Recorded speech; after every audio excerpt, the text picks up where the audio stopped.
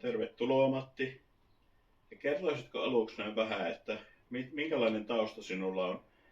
Mitä olet opiskellut ennen kokemusasiantuntijaksi valmistamista? Kiitos Matti. Mukava olla täällä. Joo, eli me opiskelin jo vuonna 2010 ja valmistuin videoleikkaajaksi eli media-assistentiksi Outokummun ammattiopistolta. Ja miten näkisit, että tätä sun koulutusta voisi käyttää hyväkseen kokemusasiantuntijuudessa?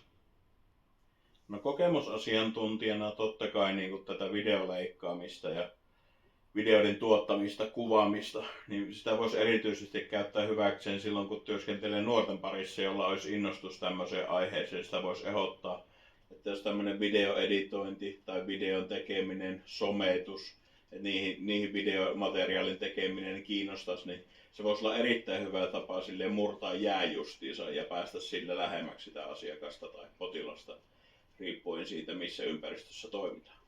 Tehdään jotain semmoista tuottavaa justiinsa, mikä voisi sitten luovasti esitellä myös sen henkilön taustoja tai hänen tilannettaan.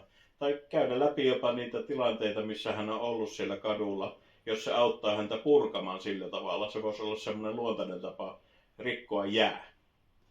Ja erityisesti tässä kokemusasiantuntijahommassa, jos tehdään videoita, jossa kerrotaan erilaisista päihdetaustasta tai mielenterveystaustasta tai siitä toipumisesta, niin tämmöinen formaatti video, siis tämähän on paras formaatti mitä voi olla, koska siinä jos et muuten pääse ihmistä lähelle, et pysty menemään live-tilanteeseen, niin pääset sen videon kautta näyttämään tunteetkin. Ja sille ihminen, joka samaistuu siihen, niin sillä on paljon enemmän samaistumispintaa kuin se, että se lukisi tekstiä tai sitten katsoisi vain kuvia esimerkiksi jossain dokumentissa, vaan että se näkee sen videolta, se reaktiot, se ihmisen reaktiot ja kaiken sen, että miten se suhtautuu siihen asiaan, se ilmeet ja kaikki tämmöiset.